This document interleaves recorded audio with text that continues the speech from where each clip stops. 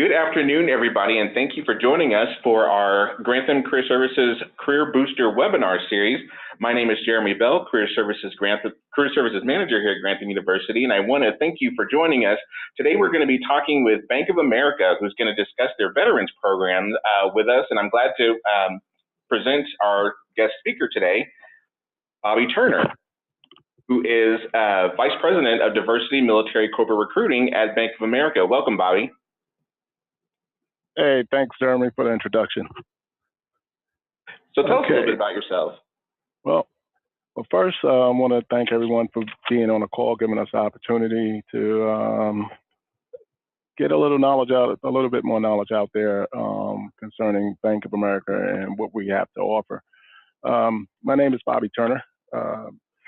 I recently retired from the Army as a first sergeant, 31 August 2018. Came here at the Bank of America for September 2018. So I had about a whole week break, and I've been here at Bank of America since. So we're talking 6 months, roughly about 6 months. I lead our veterans recruiting team throughout the United States. Perfect. Awesome. And quick reminder before we continue, I want to let everybody know today's session is being recorded, so we will have a recording available for you within the next 48 hours. Also, I want to invite you to ask any questions that you have for Bobby that may come up during this presentation. We'll get the information pretty quick, but we want to allow plenty of time for questions. So you could either ask those via the chat feature or the Q&A feature within the Zoom conference software. And if there's any questions that may not come to your mind right now, but you may think of later, we will have Mr. Turner's information available that you can email him directly. He'll be glad to reach out to you. But again, I'm going to turn it back over to Bobby and we'll continue. Okay, thanks again, Jeremy. All right, so I'm going to go ahead and start with slide number, let's go straight to slide number 4. Okay. Because slide number 3 is just going to pretty much repeat when we get down the line here. So Bank of America is, we basically operate under 8 different lines of businesses within 3 different areas. So those 3 different areas being people, companies, and institutions. So within people, you guys probably are familiar more with the people part of this, dealing with retail, preferred small businesses, Merrill Lynch Wealth and Management, and U.S. Trust. As far as companies, business banking, global commercial, global corporate, and investment banking. And then institutions, of course, global markets. And then if you look to the right, you'll see some of our support teams within Bank of America. So we're talking about chief administration groups, our chief financial officer group, compliance, corporate audit and credit, review, human resources, legal, market president and local, market delivery, risk management, technology and operations, in which we'll talk a lot about because a lot of people are not aware that Bank of America is huge on cyber technology and operations. So we're going to move to the next slide, to number 5. Okay. So as far as supporting our military, myself, I was not aware of this. I was not aware that Bank of America actually is huge on military and hiring military and retaining military. So since 2014, our CEO, which is Brian Monahan, he pledged that Bank of America will hire 10,000 veterans from 2014 to 2020. So at this point, this number has just changed. We just did a reconciliation. So right now we're right at about 8,800. I'm looking to hire about 1,200 more this year alone. Just because we reached that number 1,200, by the way, doesn't mean we're going to stop there. We want to surpass that number. So, and also in 2012, with Brian Monahan also incorporated, they started a military affairs team. So with that military affairs team, they truly support our military within Bank of America. And the name probably sound familiar to some of you guys. On that military affairs team is Jeff Cathy, and then we have retired Command Sergeant Major Lindsay Streeter, who leads that military affairs team. So our military is well taken care of within Bank of America. We've been providing financial services to military personnel since 1920. Over 2 million active, and that should be active in reserve households. We operate military banking facilities overseas in 10 countries, including 67 financial centers and 300 ATMs throughout DoD. So go down to slide number. Let's go down to slide number 6, Jeremy. Okay, we're there. All right, so let's talk about some of our programs. Bank of America, we have 3 well-known programs within Bank of America, and these programs are strictly for military. So we have our Global Technology and Operations Military Development Program. This is a US-based rotational program, and it's designed for veterans. Because what happens is a lot of us, we actually ETS out of the Army or we retire, and we actually say, bank, what are we going to do at a bank? We don't want to be a bank teller, but that's what I'm here for. I'm here to educate our veterans on Bank of America, what we have to offer, and if you guys need training, how can we translate those skills from the Army, Air Force, Navy, Marines into Bank of America. So with these programs, that's what these programs help. It's the bridge between the military and Bank of America. Our Global Technology Operations Program, so this program is a 2-year rotational program. And this program is based out of, I'm going to go to the next slide here. Okay. But this program is basically in, the training is going to be in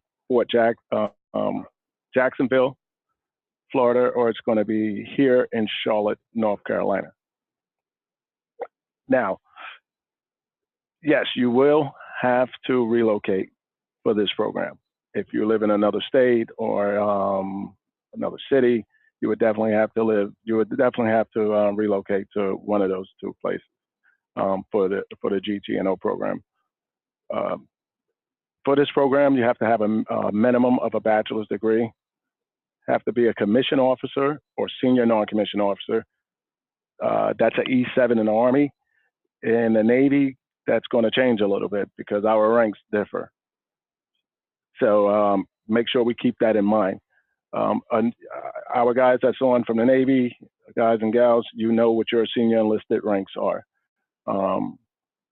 Have to be honorable discharge, must have been separated from active duty within the last year. Or, this is a key, to currently be serving in the National Guard or Reserves. So if you're currently in the National Guard or the Army Reserves, you qualify for this program. If you've been out for 2 years, you do not qualify for this program.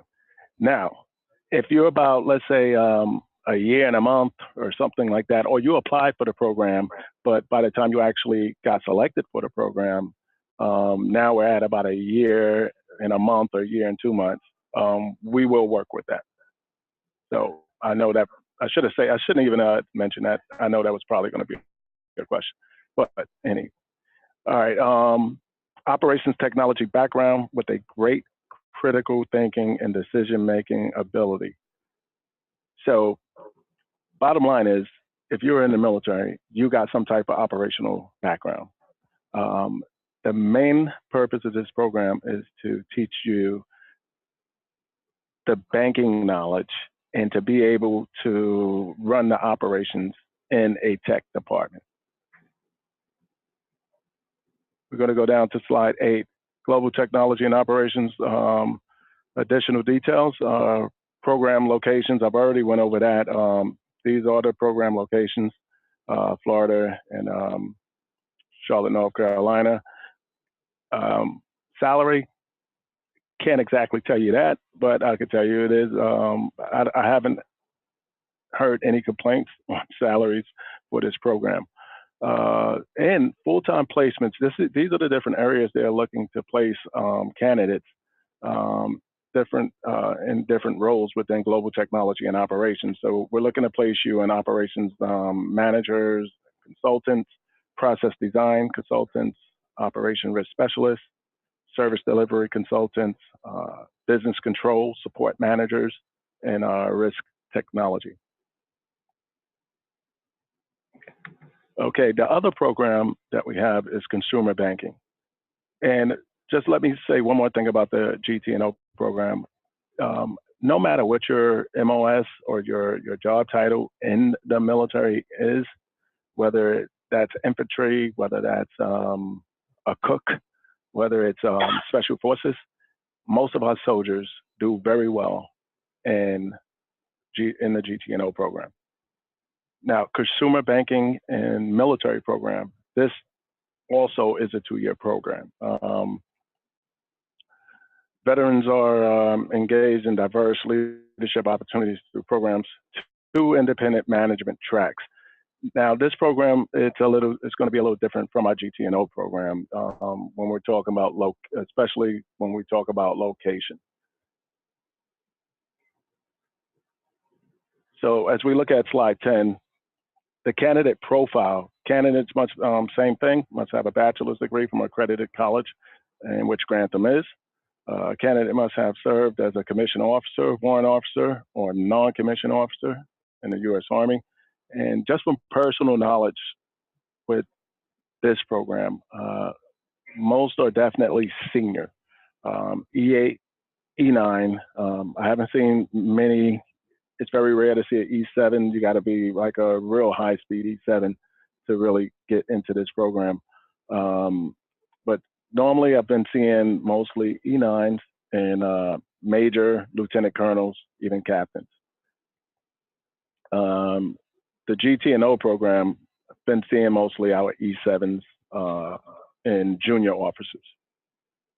Must have honorable discharge, of course, and must have separated from active duty within the last year or currently be in the National Guard or Reserves. Okay, so program locations in major markets across the country, competitive industry salary. Program includes 2 structured rotations in consumer banking organization. The first rotation is in your relationship management, business support, process design, sales, and operations. And rotation 2 is market sales manager, operations, and market manager. Now, keep in mind with this program, how this program is going to work is the first 6 months, you absolutely must come to Charlotte, North Carolina, and to go through your first 6 months of training. That first 6 months is really networking. It's a lot of networking to pretty much get the location you want to go to. So you come to Charlotte for 6 months, and let's say you wanted to, I don't know, retire, or you want to work a market in Tampa or Oklahoma. So at that point, that 6-month mark, you would say, okay, I want to go to Oklahoma, and basically, because that's where I want to live, and this is where I want to lead a market. So if they have that opening in Oklahoma, they will try their best to get you that opening. If not, it's to the needs of Bank of America. And that's where you will spend your next 1.5 years going through this training program.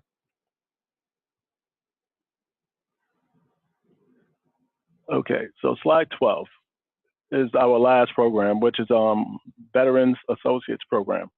It's the BAT program. This is primarily, well, that'll go to the next slide, but this is a New York-based program. It's a 12-week rotational program in New York City. Recently transitioned between 1 to 3 years post-service. So this is the only program where you don't have to have been out within the last year. They give you a little bit more rope per se. Okay, the BAP allows participants to explore new careers and opportunities through placement across global and banking markets. So that's which is known as GBAM. Okay, as we move to slide 13, candidate profile. BAP targets, and when we talk about BAP, we're talking about, think of investment banking. BAP targets junior military officers, academy graduates, and strong enlisted service members. Believe it or not, I've seen quite a few special forces guys get selected by the BAP program.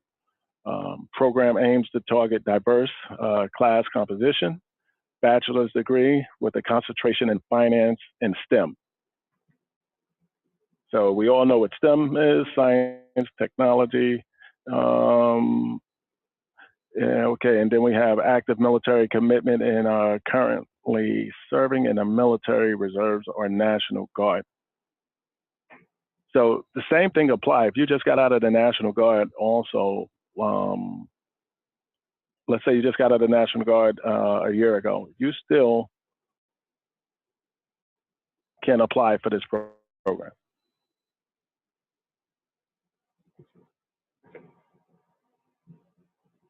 Okay, moving on to number 14, additional program details.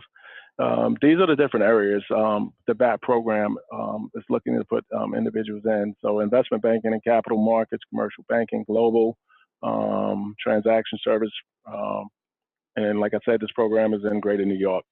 Competitive salary, full-time placements includes roles, these different roles.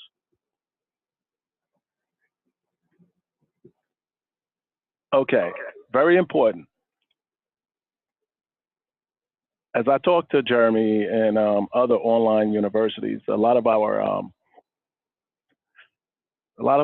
military, our veterans, do not believe for some reason that they do not qualify for, let's say, internships. And one of the easiest ways to get into Bank of America is to apply for an internship, whether you're undergrad or whether you're going to graduate, you're attending graduate school. So I will tell you guys, go to this website, campus.bankofamerica.com. Look at the different opportunities that we have for internships. The internships are normally about 10, they're normally 10 weeks. And this is how we build our pipeline to hire for full-time positions. This is the #1 way Bank of America do it. So if you get an internship and you do a good job at your internship, and our internships is not go get the coffee, our internships are you're actually learning, you're actually working. So do a good job during your 10-week internship, and that will be the quickest way for you to get a offer for a full-time position at Bank of America. And again, that is campus.bankofamerica.com. And on that website, it's going to also just show you for different areas what's open, when it closes. And I would tell you now, come July, everyone needs to be checking this website, getting ready for the internships for summer of 2020. Okay. militarytransition.bankofamerica.com. This website here has every job out there that's available in the United States, and to include overseas for our military personnel. Whether that's in accounting and finance, administrative, clerical, branch banking, credit lending, relationship managers. And I would tell you, with certain jobs here at Bank of America, our military's been doing very well at, especially relationship bankers, relationship managers, because when we're talking about a relationship managers, if you guys ever walked into a bank and and you really had no idea where do I go, but I know I want to get a credit card because I just bought a house and I want to redo the bathroom. So that relationship manager is that guy that comes up with that pad that meets you at the door sometimes and say, "Hi, may I help you?" And you say, "Hey, I'm here to apply for a credit card." Oh, great. Is there a reason you're applying for a card now? Yes, I want to redo my house. Okay, great. So you know what? Who do you have your home loan with? Oh, I have my home loan with USAA. Okay, would you like to speak to someone about maybe getting a better deal on a home loan? So that guy is basically directing traffic within that bank. So a lot of our 79 Romeos, our guys that was in recruiting, our 42 Alphas, people with good customer service skills, do very well as relationship managers and relationship bankers. Our communication guys, as you see technology on here, myself, I'm always constantly looking for cyber, IT. Just got off a phone call the other day with one of our third part, another company that we actually use for our recruiting, and where I'm in desperate need of guys that are software developers. So yeah, IT we're always looking for. Sales, of course, always looking for. So this website right here, you guys can go onto this website. You can query out what state you're in or what state you want to live in, or what state you will be living in. So yeah, query it out by state. You could query it out by type of job you're looking for. If you have a question about a job and then you don't think you know what, do I really qualify for this? You can always email me. You can either shoot me an email or you can get with me. Make sure you look up Bobby Turner on LinkedIn, and always just reach out to me and ask me, hey, I applied for this job and is there a status on it? It's been 5 weeks, because that is my job to make sure our veterans, when we apply for positions, we do not fall through the cracks. So other than that, Jeremy, my contact information, Yes. dturner11@bankofamerica.com. You also see my phone number there, 980-388-6349. But Yeah. I'll turn it over to you, Jeremy, until we get to the questions. Okay. And don't have any questions as of yet, but I did want to kind of pick your brain. And this is something I know, I've had conversations with not only folks like yourself, but other, corporations that have specific veteran hiring initiatives. And one of the questions that comes up sometimes is, where does that initiative come from? We know it's, we know we want to have those veterans in, in place. We know the skills and things and what they bring to the table. But can you explain a little bit about Bank of America's philosophy on that and why it's so important to have veterans at the table when it comes to recruiting for your organization? Well, I would tell you this because I was asked that question too, because I wanted to know, where did the number 10,000 come from? Yeah. What type of an analogy did we do on that number 10,000? Right. So the answer that I was given was that's the number that the CEO put out. But what I believe happened is you just got a bunch of companies. It was at a certain point. I don't know. I really think it was right around 2012, 2011, 2012, where all these companies got together and just made a big pledge.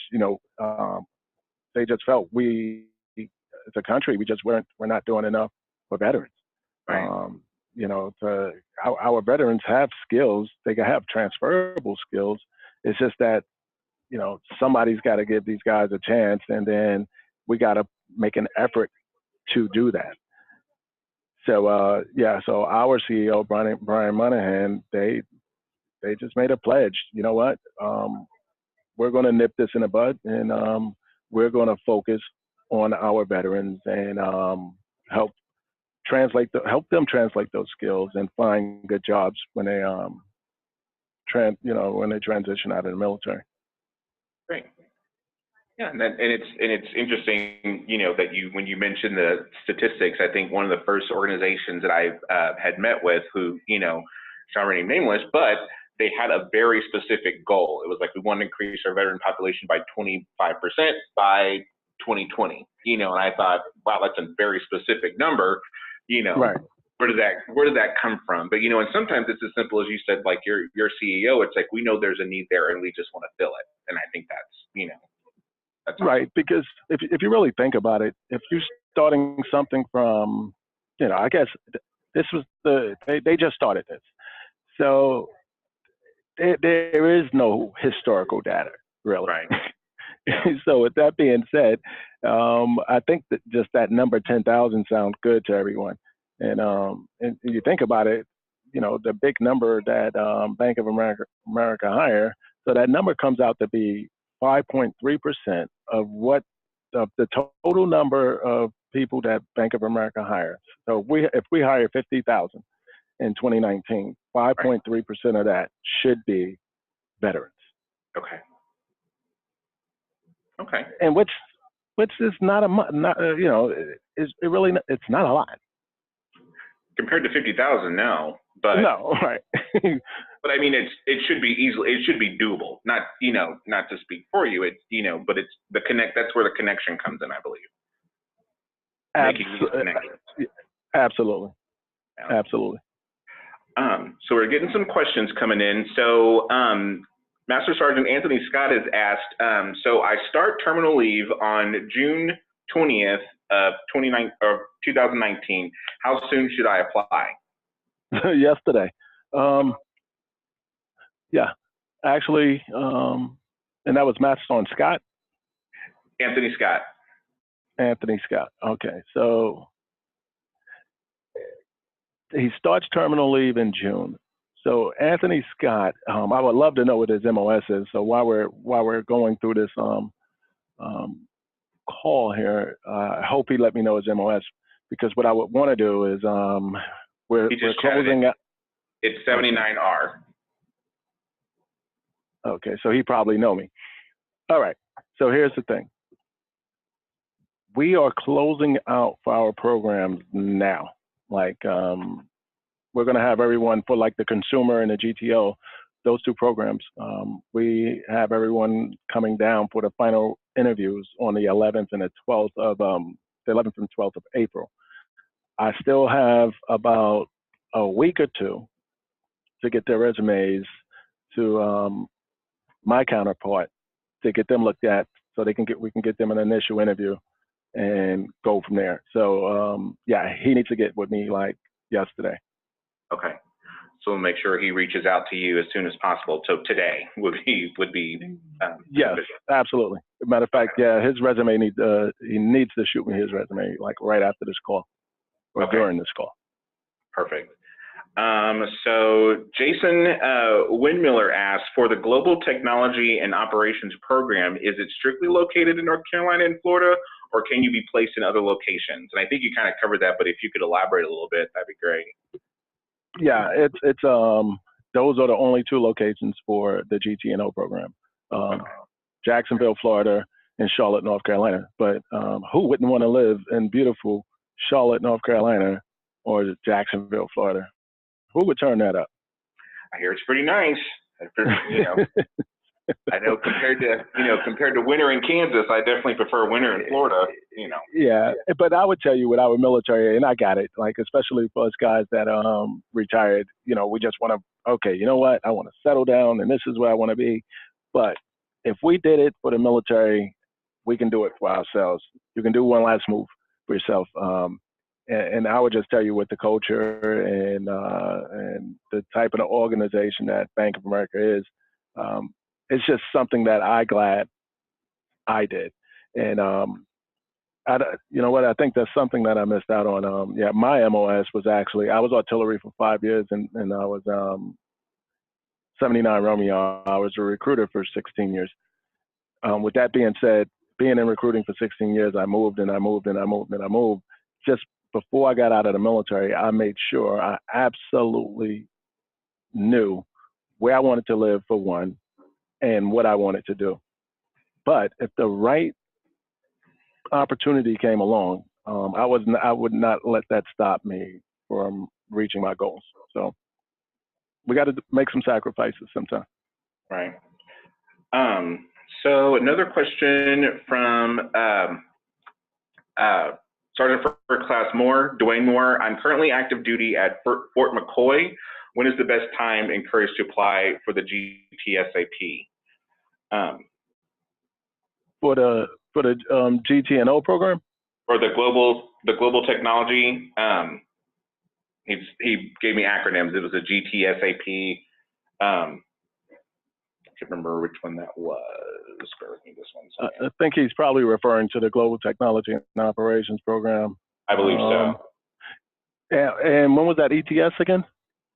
It would, well, let's see. He's currently active duty. Oh, wait, never mind. He said it. September, his active duty assignment ends on September 30th, 2019. And his MOS is 42A. 42 Alpha. Okay, so June, August, September. So he would have to apply for the, he would have to apply for 2020. For that 2020 start date that summer.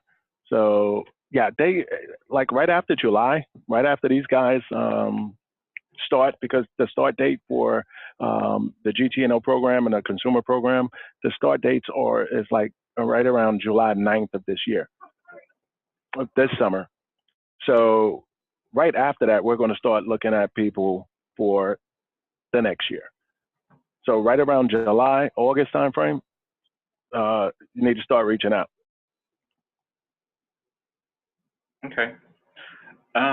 So I got some info from Walter Hernandez. I'm retiring in 2 months as a Chief Master Sergeant. My AFSC is 1A300 with strong background on counter-narcotics operations and counter-threat finance. Okay. So we got, for him, now he's going to have to put his resume together. And for him, it's going to be 2 things. Because, let me see. So we can put somebody like that in risk compliance within a bank. Like he needs to go on that website, that Military Transition Bank of America website, start taking a look at those jobs, like risk compliance is the main area you need to be in. And then we also have protective service managers. These guys they basically do like reconnaissance for our execs, investigations, like they basically like CID type of individuals. But somebody like that, I would like to, before they apply for a position, also reach out to me. I really need to take a look at your resume, because what I like to do, sometimes when you just apply online, that's all that happens. So what I like to do is actually take these guys' resume and try to hand it to someone, or at least give that hiring manager or that recruiter a heads up. Hey, this is a veteran, strong background. Let's take a look at it. Can we please take a look at him? But yeah, risk compliance for that guy. Okay, perfect. That's great, because, you know, what I like about that is, you know, with this process, especially, you know, I think the opinion, especially when you think of a company as large as Bank of America and companies of the like, when you think of the hiring process or even the application process, you know, it can be really hard to get it to the people that really need to see your resume, who it's real easy to get lost in the sauce if you don't do it right, and that's, we try to help with that. But having connections like you, that can take a closer look, and you may see something that somebody else may not. Right. Yeah, and you're spot on, Jeremy. I mean, to be honest with you, like I did not have a connection in Bank of America. In fact, when I retired 7 months ago, I wasn't even planning to work. I said, I've made up my mind. I said, you know what, let me just relax for a while. But I actually ran into a good recruiter here at Bank of America, and they actually followed up with me for the whole year during my process of getting out. So sometimes sometimes you're lucky and you run into somebody who actually cares. But you got to keep in mind, these guys are recruiters like myself too. I'm it for veterans. I am it throughout the United States. There is not another me. There's no regional managers. I'm it. So those guys get busy. So you guys that are getting out, two things, especially like us that's been in recruiting in the military. Yes, it's my job to follow up, but it's also your job. I need at least 50% from you too to follow up with me. You got to shoot emails and follow up with these recruiters that you're dealing with. Good deal. Yeah. So another question that I wanted to ask is, so to talk, now I know you mentioned we talked during the candidate profiles of some general things that you were looking for. Are there some specific qualities or core competencies that you've seen or that you would expect for some of these folks to be, not only make it through the application process, but to really be successful in these roles? Are those specific things that you're looking for from these candidates from a competency or even attribute standard? All right. So the leadership is something we got. So that part, it's just going to come out regardless. All right. From an operational standpoint, like we got an operational background, but what I really want to see these guys do is put that in writing. I want them to articulate it in their resumes. If Grantham University because that's my biggest problem with our veterans. If Grantham University have a resume, I'm pretty sure y'all got something like that, Jeremy. That's what we do. That's career services. Yeah. Right. Yeah. And so yeah. With the resumes, right? Two things. One, definitely do not need the federal resume, the 4, 5, 6, 10 pages. Your resume should be a page, no more than 2 pages. Absolutely no more than 2 pages. If the education spills over to the 3rd page, take something out. Absolutely should be no more than 2 pages. You guys got to start working on like your elevator speeches. What I'm starting to see like a lot, and I'm getting feedback from the recruiters, like you guys, our military, they'll sit down with the interviewer and they'll say, tell me about yourself. And they will we kind of act like we're going to a board again. And we'll start from high school all the way to ETSing out of the military. Here's the thing. The interviewer have your resume in front of them. They don't need you to tell you to say, hey, chronologically, this is what I did. They can read it. It's in front of them.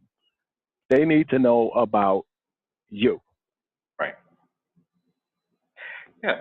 And I would, to piggyback on that, first thing is, definitely, our career services department is definitely here to assist you with the things that Mr. Turner is talking about as far as how to articulate your resume, because it is important, as I mentioned before with, applying for jobs, especially with larger companies, there is sometimes there's an applicant tracking system that's in place. More times than not, there's an applicant tracking system in place that's really there to kind of, for lack of a better term, weed out those folks who aren't speaking to that position. Because at the end of the day, you really want to speak to the opportunity. You look at, as you mentioned earlier, like risk compliance, even, protective services, understand those job descriptions to see, to best describe how you, fit those qualifications and how you can do the job. And our team is here to help with that. So if you ever have any questions with that, we encourage you, to reach out to us and submit your resume, and, we'll be glad to talk to you about it. But to other, with your elevator speech, the way I kind of look at it is to, like he said, tell a story, but tell a professional story. If you look at, your last five, 5, even 10 years of work, how can you best summarize that in 2 minutes, or maybe a minute, to really best highlight yourself? Because really, you don't have that much time to make that impression. But during that, tell me about yourself, that's really it. You're trying to paint as broad a picture, as much of an impressive picture in as little time as possible to make them, make the interviewer want to keep listening or want to learn more about you. That's kind of how I look at it. Yep. And on top of that, I would tell you that because the interview process is important, but the resume, that's the first step. If you got your resume, if your resume is tight, and we're only going to look at it probably about 30 seconds, don't even need a cover letter. The only time you need a cover letter if somebody actually asks for one, but we don't ask for cover letters. But if your resume is tight and it articulates the position that you are applying for, that job description, you really got to read that job description and say, in the military, what do? We got checklists for everything, right? So you get yourself a checklist, okay? Checking that off, it says it requires this skill, it requires this, it requires that. If you know you did it before and it's not on your resume, you need to be typing it on your resume. Right. So that right there is important. Then let's say once your resume gets past that recruiter and now we want to have a conversation with you, I would tell you now, if you haven't done this already, do it like ASAP. Write down 3 to 4 situations in your life in which you have impacted an organization. I would say no more than 4, but write down 3. Don't type it out, write it out, because you'll remember it that way. And then just look at those 3 situations as if, those 3 or 4 situations as if you was studying for a board. You really got to remember those 3 situations. So when you have somebody like me that asks, hey, Jeffrey, tell me about a time you positively or negatively impacted an organization within, like, coming in, you're brand new in an organization within the first 30 to 60 days. You're able to just say, you know what, all right, let me talk about this situation. You'll always have a situation to talk about. That right there is very important, because if you get caught in an interview and you don't have a situation and then you have like dead time where you're trying to remember something, that's a big problem. So yeah, if you can now, before you get out, start writing down like memorable situations that you have impacted an organization, and you're going to be using the STAR method, the situation, what action did you take, and what was the result. Every situation should end like that, with the action, what was the action, and what was the result. And you guys need to start Googling that like now. Definitely. And again, those are things that, we can definitely work out with you, but I couldn't, have explained it better myself. I think one of the things that, we try to improve upon when it comes to resumes is that, that document, it's an ever evolving process. It's an ever evolving doc, but one of the things that we see a lot of times, when you look at your job description, sometimes it could be so duties heavy, like, these are my duties, this is what I was responsible for. But really what a lot of folks, as Bobby was mentioning, is that we don't want to know, or companies don't want to know just what your daily duty was. They want to know how you made an impact, like you mentioned. How did you save time? How did you save money? How did you make this process better? How were things improved because of your involvement? And those are things you really want to list.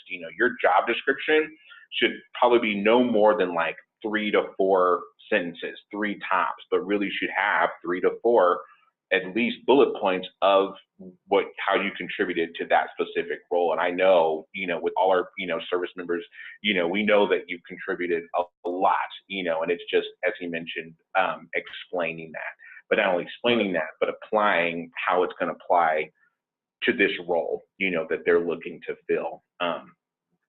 So I think research is going to be very important, and if, going back to that previous slide, looking at just all the opportunities that, Bank of America has, and it's across the board, and I think it's going to start with figuring out, what is it that, maybe what is it that you like to do, and then what is it I'm qualified to do? And then, as you mentioned, do a self-assessment, and some, the explanation I learned that was just as simple as day was that you take the job description, you put it next to your resume, you just draw a line, Bingo. It's like, Bingo. okay, I got it, you just check it off. I got this, I got this, I got this. And then, if you don't, then we have to figure out, okay, how do we turn that into a positive? Or maybe we have the experience, we just don't know it, and like you said, figure out how to explain it. If it's not on there, make sure it's on there. But it's really, it's a checkoff system because they're going to be looking for that. Right. And I would tell them also, Jeremy, this is important too. Guys, if you're not LinkedIn with me on LinkedIn, you really need to. I post a lot of stuff, but when I post something, it's important. I would tell you, if Bank of America is going to a job fair, we have put some research behind it. We got all the right people there for you to speak to, because we actually have positions open.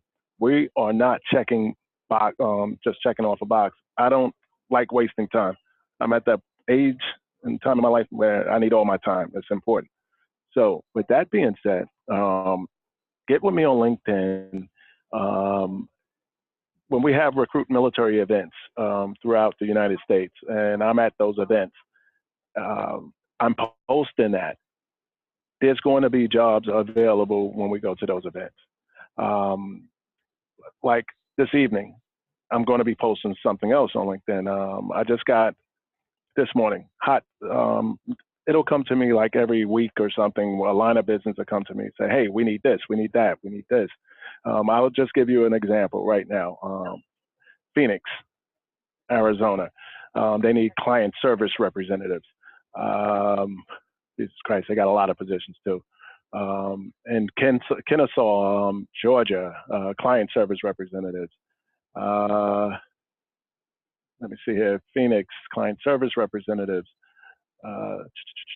Fraud client service representatives in Phoenix. They need a lot of those. Fraud client service representatives.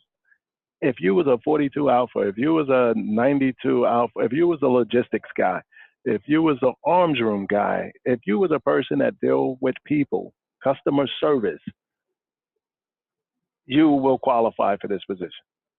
And if you go on our website, just take a look at what fraud client service representative, what is the requirements? What are they looking for? The main thing is just customer service. And that's why I'm really trying to help my consumer line of business to fill these positions right here, because they have a bunch of them. So fraud client representative is a fraud client services rep, real hot job that they're looking for. Hunt Valley, Utica, Fort Worth, Texas, Chicago. We're looking for preferred sales specialists. Let's see what else here. Jacksonville, Florida, client service representatives. Chandler, Arizona, preferred sales representatives. Financial service representatives. As a matter of fact, we have a webinar. If you look at my LinkedIn, we have a webinar. They will be hiring some people for FSR program, and that's going to be March 20th. So I advise you guys to make sure you looked at my LinkedIn and go and register. But that's just a few of those jobs that are out there, and I post stuff like this all the time. And sometimes even if you shoot me an email and you ask me what's out there, or is this open or that open, I will answer your email. So I just wanted to make sure I put that out there, Jeremy. No, that's great. I think that's awesome. I think having that direct connection is beneficial, but LinkedIn is, it's a wonderful tool for those types of connections. And, and I'm glad, that we can make that connection between you and those who, may be really interested in these opportunities. And it's cool. It's great to see that there are a lot of them out there. And I think, just the things that you've listed, I think that's what we really look for. It's like if you have a specific position that's open, understanding, especially with this, type of position, I think it really comes down to understanding, you know, either one, if this is your MOS and you want to stay into something that's, pretty similar to what it is, whether it's recruiting, whether it's HR, whether it's, what are logistics, what have you, having a solid grasp of that and understanding, if I want to stay in this, knowing where to go, where those jobs are, or, if it is a little different, maybe you are looking to switch things up, still,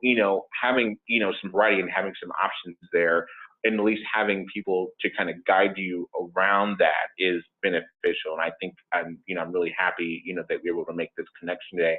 And I would piggyback, and I definitely encourage, folks to, make that connection on LinkedIn. If you don't have a LinkedIn account, I strongly suggest you get one. If you have a LinkedIn account, and maybe like something I've been seeing over the last, more so in the last few weeks as I've been connecting with folks on LinkedIn, just on a personal note, is I'm seeing LinkedIn accounts, but I'm not seeing a whole lot of information on the specific LinkedIn profile. So that's going to be important, because no one wants to see kind of a blank LinkedIn profile. If Bobby or someone else, a recruiter looks, they want to see some information.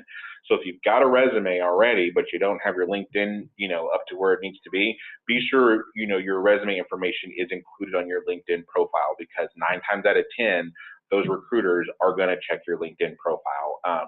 Regardless, even if you send them a resume, they're probably still going to check your LinkedIn profile. Would you agree with that, Bobby? I would say 10 out of 10. Here's the thing with that.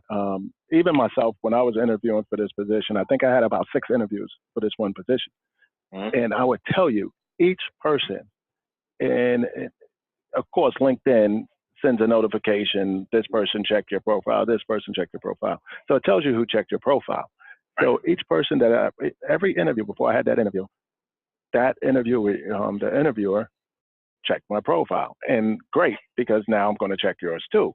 Right. I need to know something about the person who's interviewing me. So, in other words, I saw, like my very last interview, I saw one of the execs, he was in the Navy.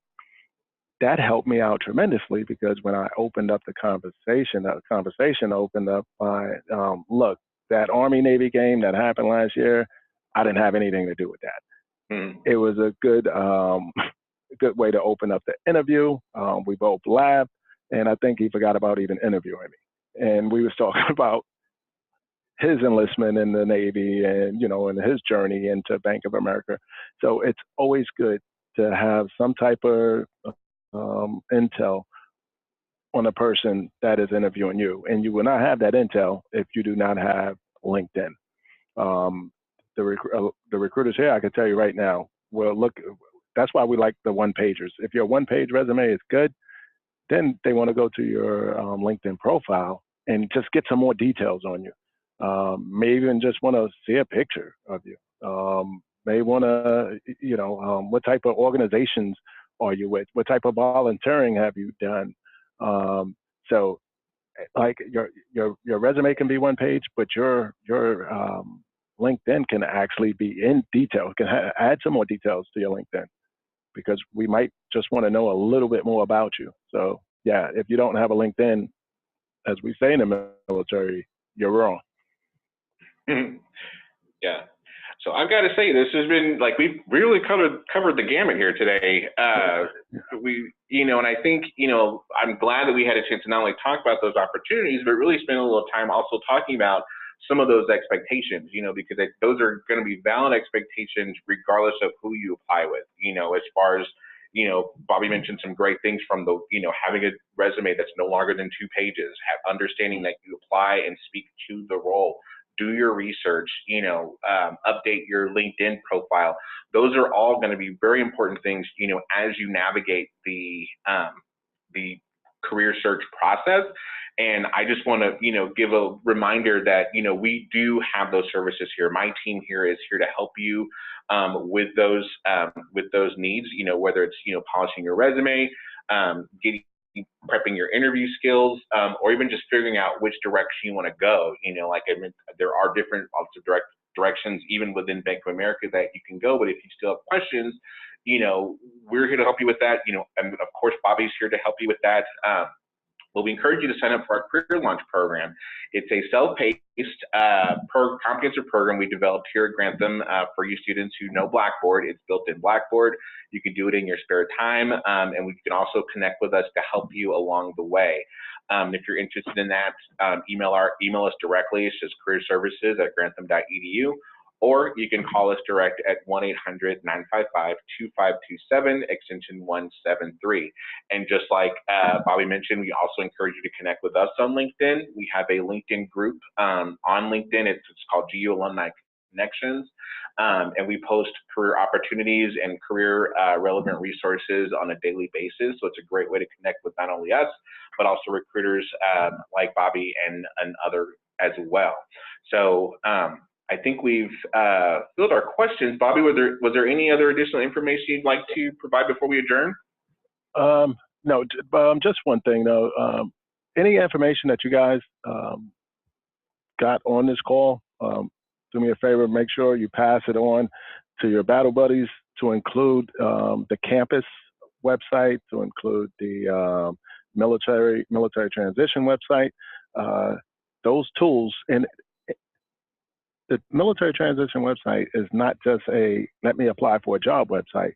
It is a site that actually helps you. If you look at the tools on there, it would actually help you with your resume, build a resume. So it's not just a website with jobs on it. There's a lot of other things on there that'll help you put together that resume.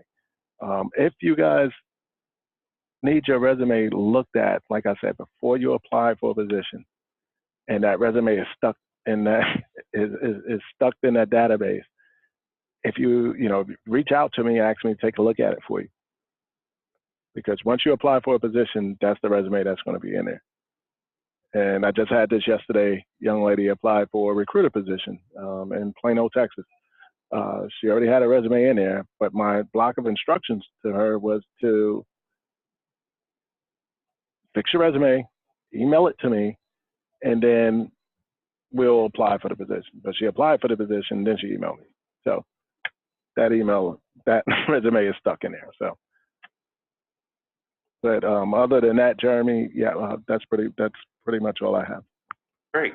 I did get one last question just to reiterate. I know we've talked about some of the specific positions that you had that had some close or short separation times.